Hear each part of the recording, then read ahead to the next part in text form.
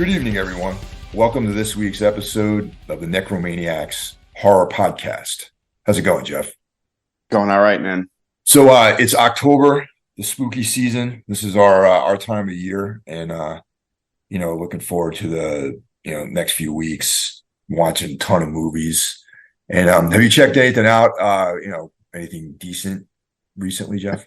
Oh God. Well, I think we're a little bit under halfway through. I've watched a horror movie a day. It's something I try to do every October, but I haven't been able to in the last, few years. So this year I've been making a solid attempt at it. If you follow me on Instagram, you can see that I've been putting on the stories and everything what I've been watching. Just watched Tenebrae last night. Classic.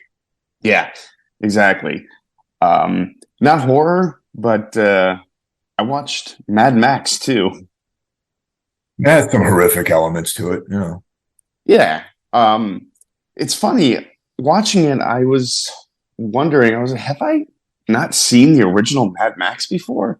Like, it just felt so new and foreign to me. Really? Yeah, I'm like, I know I've seen it, but like everything that was happening was like, I don't remember it happening. Interesting. It's a weird phenomenon. Well, Mad Max and the Road Warrior they're just two very different movies. You know what I mean?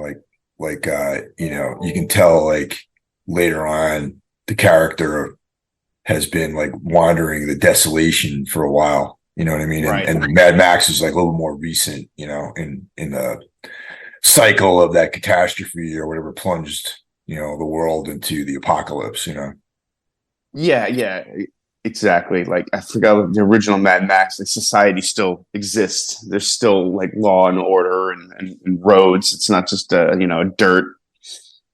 But it was enjoyable. And Mike, like you, I went to the theater to see the new Exorcist film. Yeah. And I think we're gonna talk about that at some point. So I'll save my thoughts on that for when we cover it. Yeah. But you saw it too, right?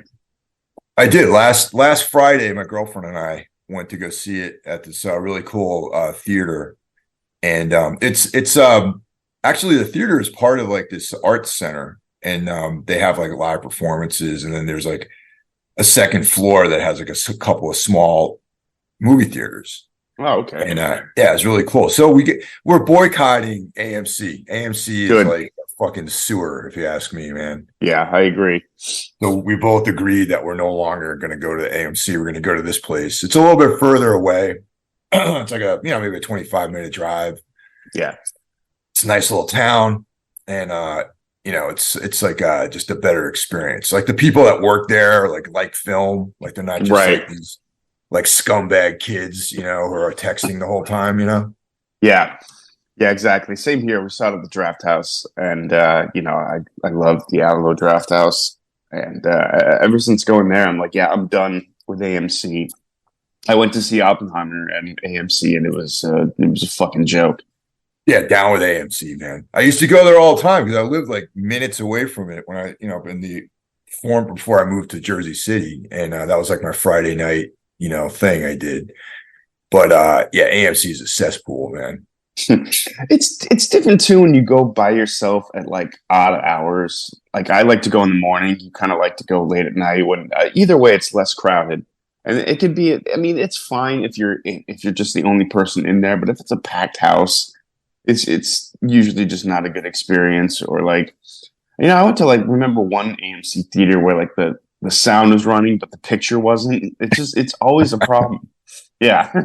Yeah. The one in Jersey City has like a rat infestation apparently too. Why does that not surprise me? Yeah. I mean, the other one I went to out in the suburbs, it was still like, maybe the movies I went to were not the kind of movies that would draw like big crowds. Like I saw like Infinity Pool and Skinamarink and stuff like that. Like, the last showing on Friday night. And I was by myself, so your tolerance is a little bit different when you're alone. You're sitting there by yourself, like just some loser, But then like when you have like a lady with you, it's like, everything's a little bit different. You know what I'm trying to say? Yeah, no, absolutely. I totally get it. Yeah. Speaking of The Exorcist, and speaking of things that came out 50 years ago with a new version of it, I I had to bring this up with you. Okay. There is a new version of Dark Side of the Moon out that came out on the same day as The Exorcist came out, a new redo by one of the members of Pink Floyd, Roger Waters. That's complete blasphemy, if you ask me, man. I was wondering what your take about that was. I'm a big Pink Floyd fan. They're one of my favorite bands all time. I was a diehard Roger Waters guy. I thought the band should never go on without him. I still kind of think they shouldn't have. But his this sort of ego trip, remaking your own album from 50 years ago, it's not good. It's really not good. I wasn't aware that that record came out. Yeah, I'm a big Pink Floyd fan, and I'm not going to be a hipster and say I love like the Sid Barrett version of the band because that's not what I think their strongest material.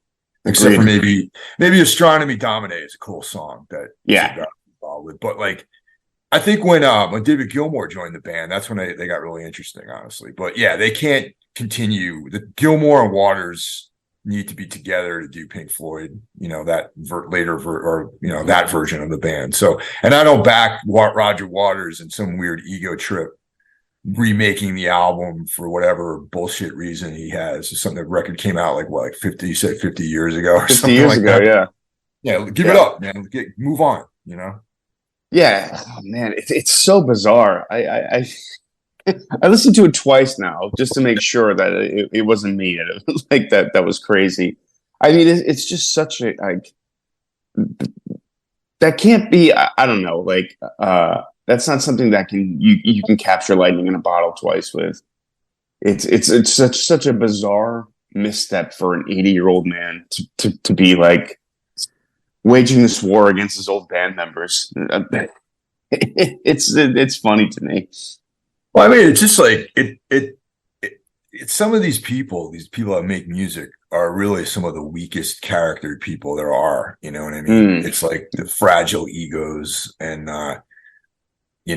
like if you think about even some of these like legendary guys out there who make one record and then 30 years later they're still playing those songs. yeah, I'm not going to name any names, but the Cro-Mags. I don't want to name names, but the Cro-Mags were performing songs yeah. that they wrote in the 80s, in this day and age without having written any really new material.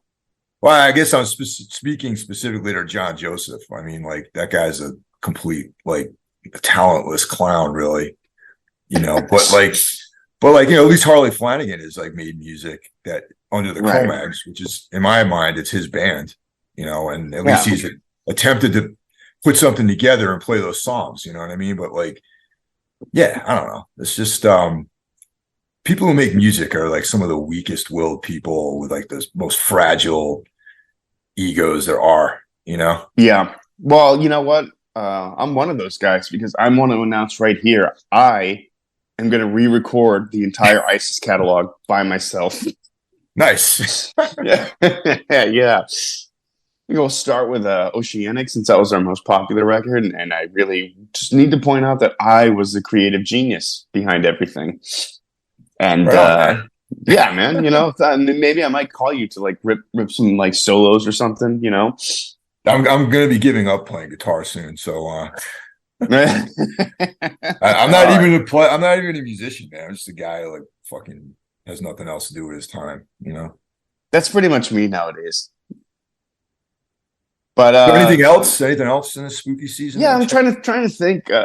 Most of what I've been watching is just like classics, or I don't think I've gotten to much that came out this year except for the new Exorcist. Rewatched the original. I got a couple things on deck here that I want to check out. Some old black and white movies. But no, like, what about you? What have you been watching? Have you been doing the 31 days of Halloween? I'm trying to.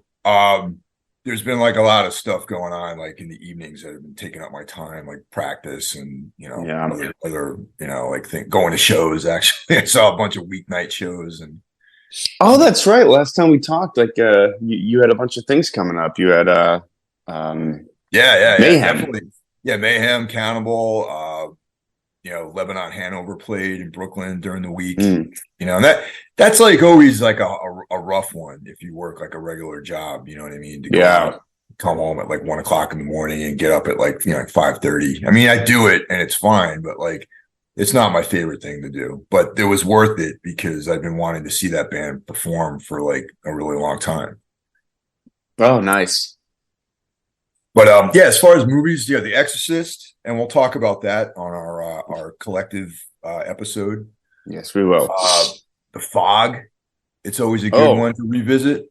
yeah. Oh, good. Yeah, yeah. Nice. Yeah, yep. Lost Boys, that's another one that was. You too, huh? Yeah, Everyone else has been watching that. I've been seeing. well, That's a good one.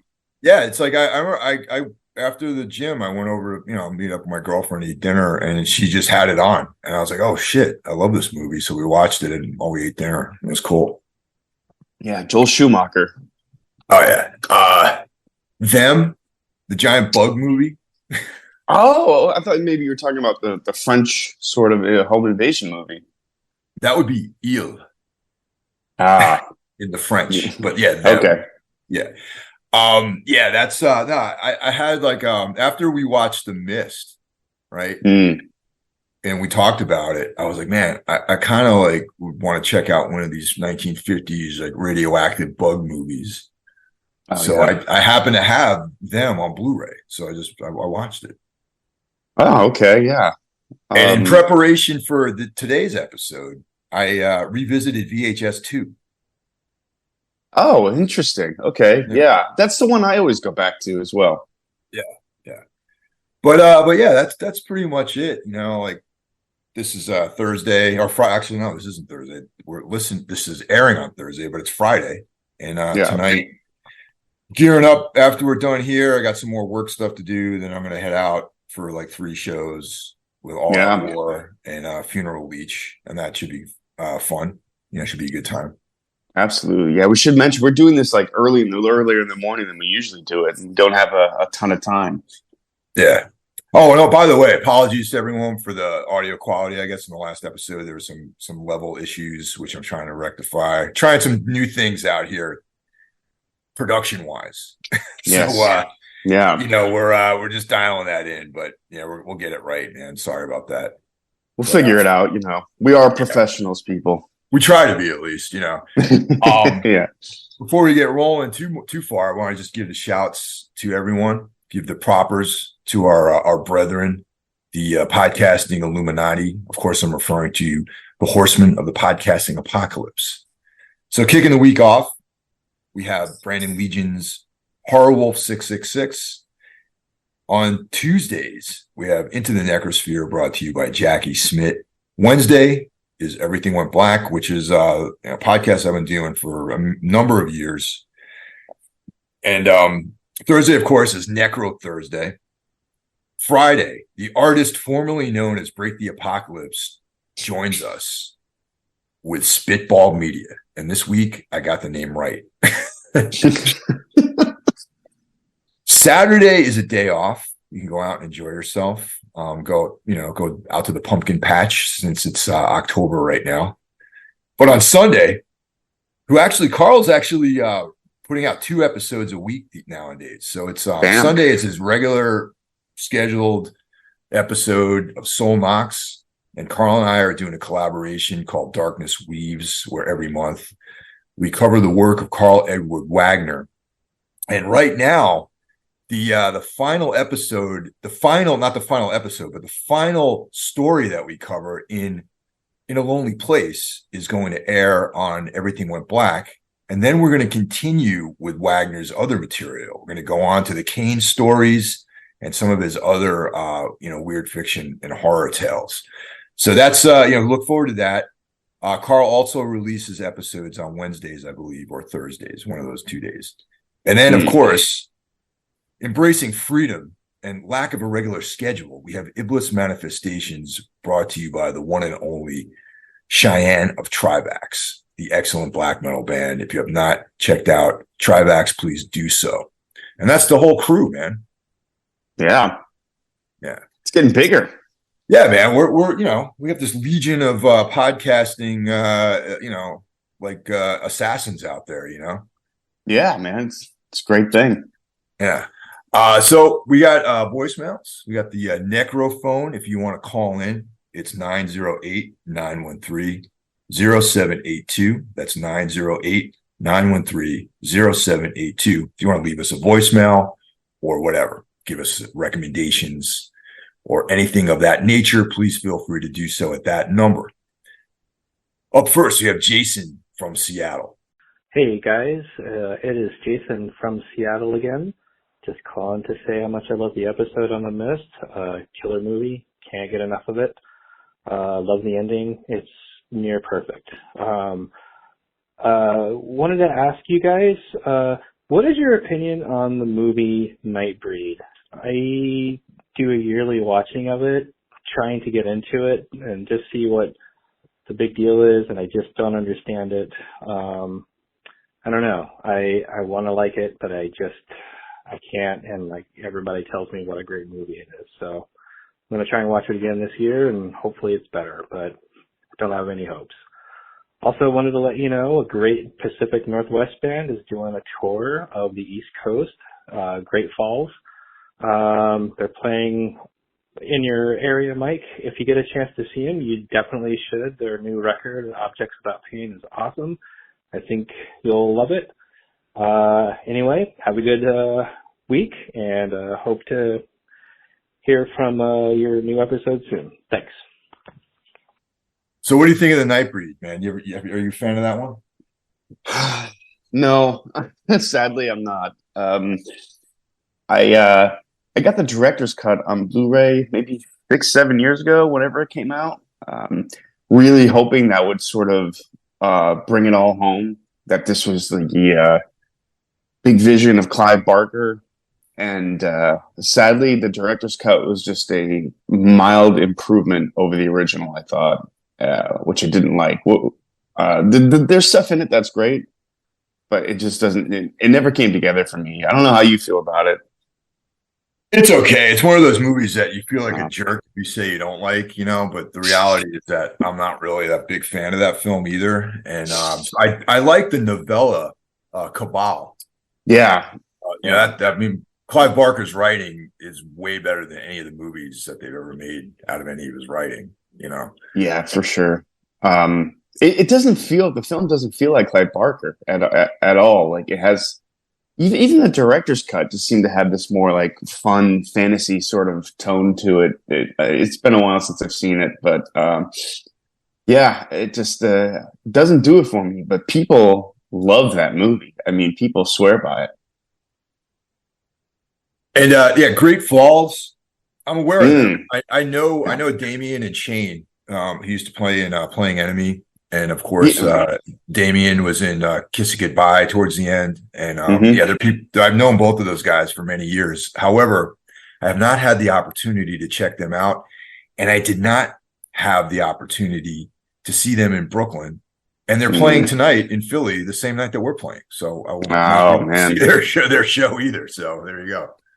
I didn't know that was Damien's new band. Like everyone, not everyone, a few people have told me, my friend Josh texted me about the new Great Falls album, and then I just talked to our mutual friend Randy, who was telling me about the record. He's like, "Yeah, that's Damien's band." It's like, "Oh shit, of course, yeah, I know Damien. It's been like 20 years since I've seen him, but yeah, I haven't seen him in a minute either, man. I saw Shane a couple times, or when we were out in Seattle on out there on the touring world." But yeah, I haven't seen Damien in a while. But at some point I'd like to check them out. Their new album is very good. So yeah, it is good. And so up next, of course, we have Mike from Telford, PA. Hey, our good friend and regular caller. And actually, Jason is he's a return caller too. Yeah. Heard from him a couple times now. Hey, Necro Hoods. Mike from Telford here. I'm just calling to touch base with you. Really enjoyed the episode today on Dracula AD 1972. It's one of the lesser Hammer movies, but it's a great one. Hammer holds a special place in my heart, just like with you guys.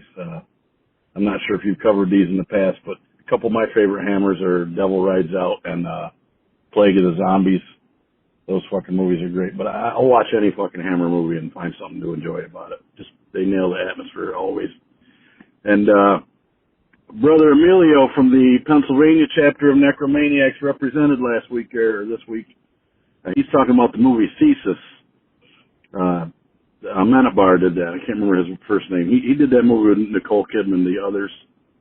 And so that's what he was talking about. I'm sure he's gotten a hold of you. Anyway, I hope you have good shows this weekend, Mr. Hill, and look forward to next week. I haven't really checked out a live. I watched a movie called Dark August and one called The Child, and 2 movies with Mickey Hargitay, which were, I don't even know if they're horror movies. They were fucking bizarre. They didn't make any fucking sense. And they were from the early 70s, and the editing style was like MTV style. I didn't regret watching them. I liked the atmosphere, but they were head scratchers. One called Delirio Caldo and one called Black Magic Rites, which that's the one. I mean, I would watch that over and over again, but it didn't make any fucking sense to me. And I finally watched a movie from the 80s called Incubus, which I actually enjoyed quite a bit. So look forward to next week, guys. October's our month, right? So have a good one, dudes. I'll talk to you soon. Later. So yeah, Dracula AD 1972. Interesting film. Definitely not one of my favorite Hammer horror films. As you guys kind of maybe like picked up on my sort of lukewarm response to that movie, even though I liked it. It's not like a top Hammer film for me. Do you have a top Hammer film? Oh, probably Curse of the Werewolf, actually, or one of the earlier Christopher Lee Dracula films. Nice, yeah. Yeah, I'd agree with you on that. We are going to make a concerted effort to do more of that stuff, though. It really is kind of odd that we have been negligent in covering Hammer horror films, because that is like they're great for the most part. Yeah, and Dark August, that's something that came up on my radar, and I haven't seen it yet, though it looks interesting, and that might be something I check out this month. And so real quick regarding Emilio, who called in about Thesis. Okay, that's a movie that I've actually seen, and it came up when Rennie reminded me of the film, and it's something that he recommended to me like years ago. And Thesis is awesome. It's a great movie. I'm not sure where you can watch it. I'm not sure where I watched it. I think I rented it maybe from time. But that's a really, really interesting, kind of brutal movie. So yeah, definitely check that out. Oh, okay. I don't think I was aware of that one. Yeah. So yeah, it brings us to this week's episode of VHS 85. Yeah. Mike, this is like the third one we've done in like 3 months, it feels like. I think so, man. Yeah, like these VHS movies just kind of keep cranking out. And I feel like, there's some diminishing returns on this idea too, Yeah. I mean, this is the 6th one in the series. They kind of changed courses halfway through. Like, well, now they're doing like decades. I think we had 99, and there was another that was 4? Well, yeah. And now we got 85. Are we going to have one in the 70s? Like, I mean, be like a 16 millimeter, 8, Super 8, 70. Yeah, it wouldn't surprise me. I think these things do well, and I think they're cheap and easy to. Well, maybe not easy, but they seem to be relatively inexpensive, and you can crank out at least one a year. I swear we got 2 last year. I don't totally remember, but I just feel like we've been talking about these a lot, and since I started doing this podcast. Yeah. I kind of feel like maybe they should rethink some of this stuff, to be honest. You know what I mean? Yeah. I didn't outright hate the last 2. I think both you and I were kind of so on the last couple, but certainly not classics. But hey, maybe we'll think this one was an improvement. What I Or maybe really not. hate is how they like will shoehorn in a couple of really mediocre ones with some decent ones, you know? Yeah. And it's like you kind of have to buy the whole thing. You have to check out the whole thing to keep to find the good ones, but there's some really mediocre shoehorn in there, you know? Yeah, I will say I think the quality of this one was a little bit more consistent. I noticed they had some bigger name directors, guys you would recognize. You had the guy who did the Hellraiser. You had Scott Derrickson, of course, who did Sinister and the Black Yeah. Phone, and the wrong turn guy. I'm not sure which of the wrong turn films he directed, or he directed all of them. I don't know. I'm not really that familiar with that series, but anyway, it seems to have gone for more named directors, whereas the last few were, I think, just sort of filmmakers starting out. I could be wrong. There could have been people who've done some shit, but I don't remember. It's early. And Mike, you liken this to the analog horror movement that's becoming increasingly popular the other day. I never looked at them that way. I always thought of them as found footage. Some more than others, and especially in this Yeah. installment, you know, and I definitely I can feel that analog horror hand in some of them, and we'll talk about that later on. But of course, when I refer to analog horror, I'm talking about where Skinamarink came from. You know, that sort of movement. It's like all YouTube stuff. You know, people make these films with like this kind of like retro vibe to it. And another interesting installment into the analog horror world is this thing called Mandela Catalog, which you guys can check that out on YouTube. It's like a multiple part type of thing. And the Archive 81 podcast is also considered to be part of the analog horror scene or subgenre. Yeah. But yeah, anyway, this VHS 85 came out September 22nd, 2023, a Fantastic Fest, and then was released to larger audiences October 6th, 2023 on Shudder. And it's 111 minutes long. I think this is one of the longer ones too. Yeah, definitely. Definitely one of the longer ones. Yeah, like I said, I'm like split, you know, when I first put it on, I was like the first segment. Well, not actually, let me revise that. The wraparound, Tonal Copy. I thought that was really cool. Yeah. But then the first installment, I was like, this is like, I just wasn't really into it, really. The first one that came up. And I realized there's like but yeah. So anyway, yeah. Oh, interesting. Yeah, I mean, I watched this on Shudder. I watched this with two other people who did not like it at all. I seem to like it a little bit more than them. But yeah, like I said earlier, I thought this was like more consistent effort from these guys from this series. I remember the last one being like wildly uneven, and this, like, it didn't hit some of the highs that they hit in 2, but it just felt like much more like, okay, from story to story to story, it all seemed to fit. And you know, you mentioned the wraparound story. There's one thing that caught me as interesting. Not only is there a wraparound story, but this is the first time in the series that one story is continued later on in another story in the film. Yeah. Which I liked that, but at the same time, I was like, well, there's something. Why not every story connect? Because that's something we haven't really seen yet from any of these movies. So that's the No Wake story, right? The first one, right? We're talking about that, how that reappears later on in the series. Right. Yeah. Yeah. Like I think it's like the first and the third story. What's that? The same guy put both of those together. Okay. Yeah. Yeah. I'd like. It was cool, but I don't know. I just thought, why not try to like put these all? I was wondering if they were going to go somewhere with that. Like if maybe you went back and watched this, you might see that all of these stories are connected, but I don't think that's the case. I'm going to say something really harsh now. since it was it's so No Wake by Mike P. Nelson and Ambrosia connect. Okay. And I know that, it's like look how clever that is that these two things are connected, and it's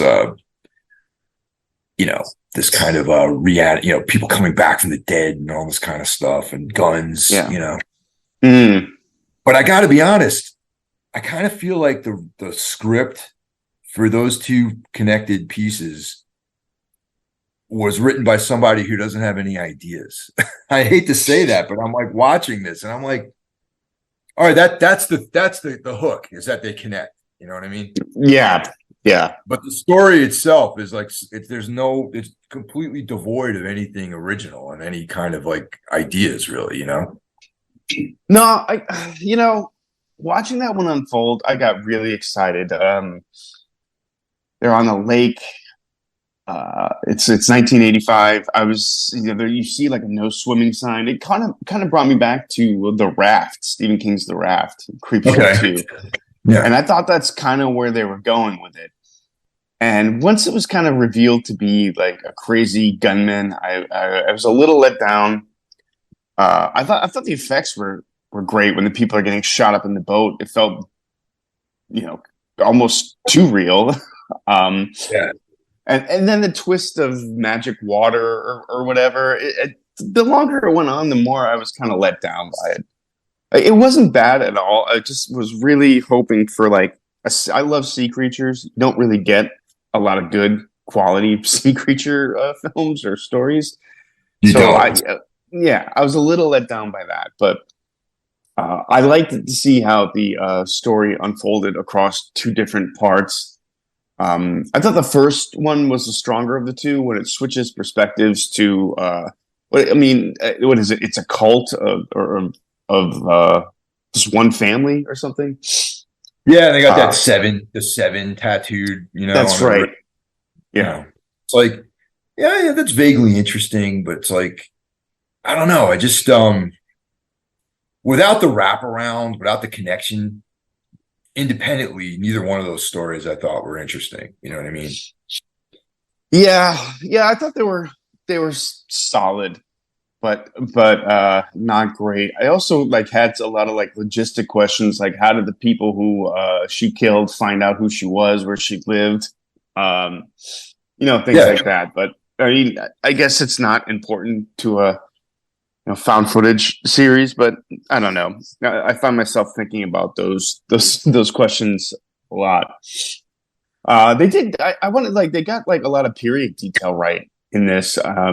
So the whole concept for this is we're watching the wraparound story is on this VHS tape and someone has recorded over it, and you get glimpses of TV commercials and all that from 1985, and I think they actually used real commercials from that period. There was things I recognized that I remembered seeing when I was a kid, like the drinking and driving, the two beers smashing together. Yeah, I think you're right about that for sure. Because once again, I was a kid in the 80s too, and it's I remember all that stuff very vividly, seeing that on TV. Yeah. So I liked that. I liked the concept. They've kind of done away with the wraparound world building stories that the first couple ones had. You just saw two more recently, so it's probably fresher in your head. But am I right in thinking the first couple had some sort of world building going on with a wraparound story? Yeah, a little bit, definitely. I mean, the new Decades version of VHS versus the old ones, I feel like they're completely two different trips. You know what I mean? Yeah, totally.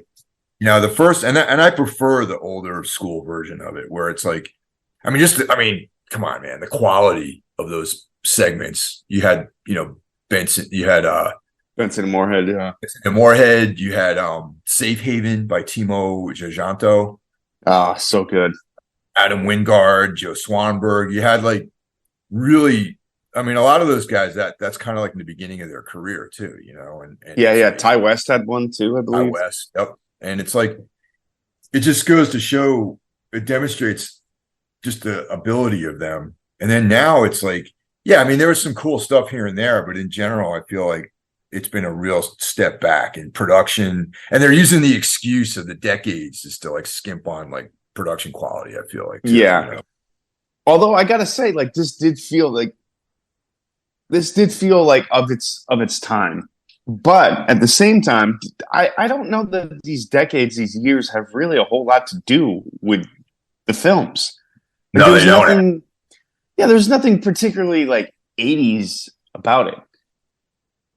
Well, especially the one that I thought was the best. It was kind of a timeless story, you know, which could have been told at any time, you know, really.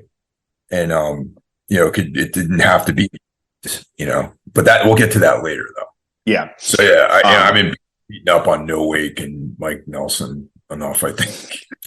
Well, then what's the next story? Like we have we're watching some sort of Spanish news or Mexican news show. I forget. I don't have anything. All my notes are on my phone. And God of Death. God of Death. Yeah. And yeah, it's by Gigi Sal Guerrero. Okay. And, you know, it was interesting. You know, we had the Aztec god, you know, Mictlan. You know, there's like some skulls. you're underground. You know, there's like people getting their hearts ripped out. You know, like but you know, I got to be honest with you. About even though this was a short, like maybe halfway through, I started thinking about other things. You know what I mean? No, I know exactly what you mean. It was the longest and took the longest to get to the supernatural elements. Like, I was actually kind of like thinking like, oh, this is just going to be like a survival kind of thing. Like, there isn't going to be some supernatural twist. I really thought it was just going to be about these people surviving an earthquake, which would have been cool. But I like where it went. I liked the God stuff. This is the one too that also felt like the most budget to me. Like you can clearly see those are like paper mache rocks, and they're clearly in a studio somewhere. Like, you know what I mean? But and it was the longest. But I did like this one a lot, even though it kind of meandered. I like the playful banter in the beginning with the news people, and they're like talking shit about each other. And all that. I really like this one, but it went on a little long. And I know it's weird for something that's only like 20 minutes or 15 minutes, but it felt the longest. It probably could have used a little bit of tightening up. The reason why I had a problem with it is because of the setting is like a setting that is very familiar to me in some of the stuff I read, for example. Like, you know, it's like you know, the Arthur Machen, like underworld type of setting with these folky sort of, you know, folklore gods and, you know, ancient religions and things like that, which I think that's like some of my favorite stuff, you know? Yeah, and, that's your trip. Yeah, I love all that, you know, Arthur Machen, Great God Pan kind of stuff. And yeah. And his you know, his imitators too, like Karl Edward Wagner has a story like that too, that's in the in a Lonely Place collection. And that's so I want to see it executed well. Like, I want to have that same feeling, you know, that same vibe, you know. And, yeah. You know, Robert E. Howard has Worms of the Earth, you know. There's all these like great stories that really capture the feeling of it. And this, I feel like it was attempting to do something like that. And it just it was misdirected. The beginning, like, yes, it seemed like it was just going to be like some survivalist kind of thing, you know what I mean? But then it kind of, in a short film, you kind of have to get right to the point. And the fact that it was so long, like long for a short, meant to me that it just wasn't really well edited or something, you know what I mean? And that was my beef with this one. No, I hear you, because I mean, we've seen longer stories in anthologies before. Like you were talking about 2 earlier, and the cult one in 2. That's like Safe Haven, yeah, Safe Haven. That's almost like 30 minutes long. But man, like, you don't feel like that one's long enough. Like there's a way to, or even going back to Creepshow, you have the Crate, which is the longest story in a 2 hour movie, but it never drags and never feels long. This did, like, I don't know, like I agree, it really needed to get to the point just a little bit quicker, maybe just trim out a minute here and there, and it would flow better. Yeah, because like not bad. When it actually kicks in, it's kind of engaging. You know what I mean? And Yeah. And I wish they would have filmed it in a cave. Yeah, it's very clearly a studio. Yeah. I do like the banter between everyone, talking shit and everything. I thought that was nice. It had a sense of humor to it, which is another thing. I while watching this seemed to be the most outwardly like tongue-in-cheek, funny one of the six, I thought, and they're getting more and more comical to me. Yeah, and that's kind of like the other side of the coin for me too. Is like, yeah, I'm not a totally unfunny stoic asshole. You know what I mean? But I also like when horror is horrific, and it's when you put too much comedy, it just dilutes it a little bit. You know what I mean? Yeah, like maybe they're relying too much on the gimmick of the decades and the years to get them by. I don't know. But yeah, all in all, that was a pretty solid one. The next story, like, I still don't know if I liked it or hated it. I'm pretty neutral. I don't, yeah, and that's the thing. And the fact that I'm neutral about it means that it was like kind of a failure, I guess. You know what I mean? Yeah, I mean, you know what I did like about it is this did remind me of being a kid in the 80s and turning on cable access or something, or TV at like 1 or 2 in the morning. You got this like fucking weirdo like, giving a speech in front of like 4 or 5 bewildered people. It totally nailed that vibe to me of like public access TV, just weird 80s shit. I really like that about it. But this one felt like it went on forever too. Yeah. Also, just the predictability of the whole thing too. Yeah, and you know what? I was talking about this with one of the people I watch it with. Do you think 85 like is a little early for the virtual reality like headset thing that they were doing? I don't really. I mean, I was just a kid in the 80s, but I don't really remember virtual reality being a thing at all. I could be very wrong. Well, definitely not VR, but like that's when like Tron came out. You know what I mean? Right. Yeah. And there was this, maybe they're misusing the term, but there was this idea of like a digital, like, other world, like that kind of thing. Like video game stuff was like, I mean, now it looks very primitive, but back then, Tron looks like dated, doesn't look futuristic at all, you know what I mean? But it's like, right. That was like, everything's going to be neon and dark and, that kind of thing. So, yeah, I mean, I think referencing Tron in this one is kind of what, valid in my opinion. But yeah, okay. VR wasn't a thing, at all. Maybe like, I don't know, when did Neuromancer come out? The Gibson book. Did that come out in the 80s?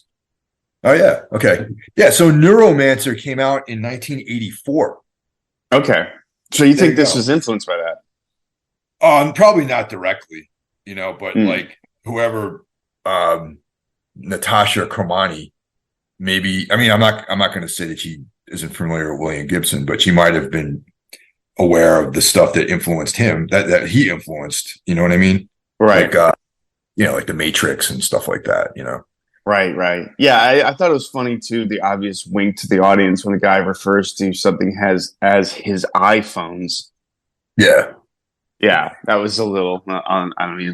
A little eye rolly, but I mean, whatever. Like, I appreciated this one more than I liked it. I think I know what they were trying to do, and if I'm right, I think they were successful at it. It was the weirdest one of all the stories, and maybe the most ambitious. But I don't know that it was a complete success. Like I never went to art school or anything like that, but I've had girlfriends who went to school, so haven't we all? Have like I remember there would be these board reviews of work where everyone would show their pieces, and Oh there'd yeah. be there's the people who are mostly partying and not doing art, and then there's like the ones who are trying but didn't really have like a solid vision. And then there was like like the Aaron Turners of the world, you know what I mean? Right. Yeah. We were just Who on a are like different level. on another level completely, you know what I mean? Yeah. And so this one felt more like the middle of the road in an art thing. You know what I'm trying to say? Yeah. Like you trying real hard, but not quite there. Yeah. Yeah. I get it. Yeah, you just brought back so many crazy memories, man. I remember dating someone who went to mass art and who went to like their like just like the thing, like the end of the semester thing and everyone's projects. And dude, it was I mean, it wasn't supposed to be, but I was howling with laughter, man. It was funny. I hadn't thought about that in forever. Yeah. But yeah, you're right. You're right. This totally is like it is like that. But yeah, it wasn't a disaster or anything like that. But it's okay. So like the next one up after this one is Ambrosia, which is like the one that's the second half, I guess, or the mirror image of the first one of No Wake.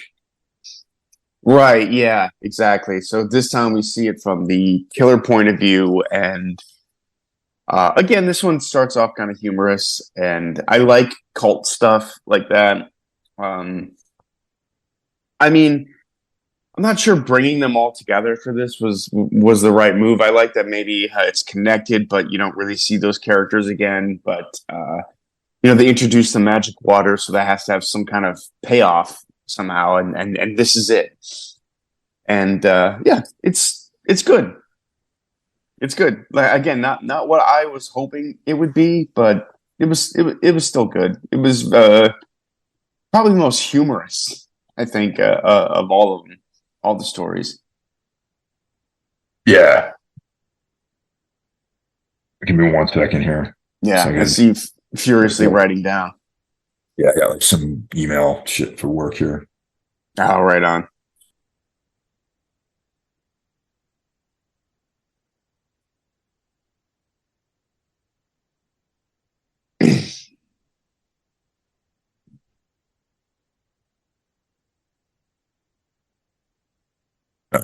Sorry about that. That's all right. So that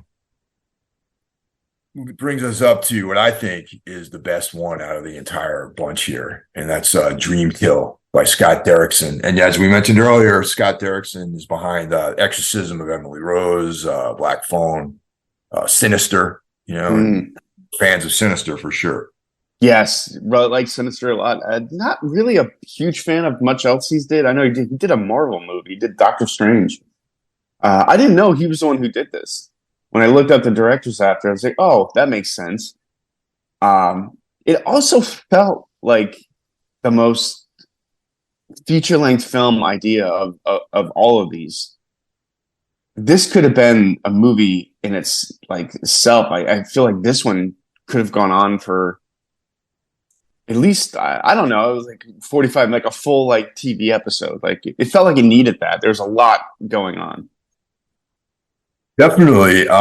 But I kind of like the fact that it was a short though. You know what I mean? Like, I mean, it's sort of this is definitely enough material there for like a full length film, but also I kind of like it's like this short burst of energy, Right. Yeah. Yeah. And of course, the most recognizable actors in this. So I think this might be the first time in a while there was actors that I recognized. You have Jason Ransone, who's been in all of Scott Derrickson's stuff. He's also, from the Wire, all kinds of TV.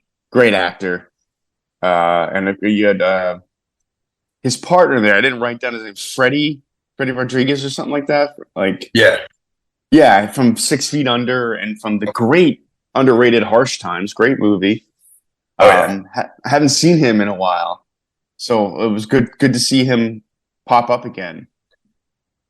Well, this one, in my opinion, it's got it all, man. It's got like it's like almost like this weird modern weird fiction element to it, with like dreams being manifested on these like videotapes and like the future and just darkness. You know what I mean?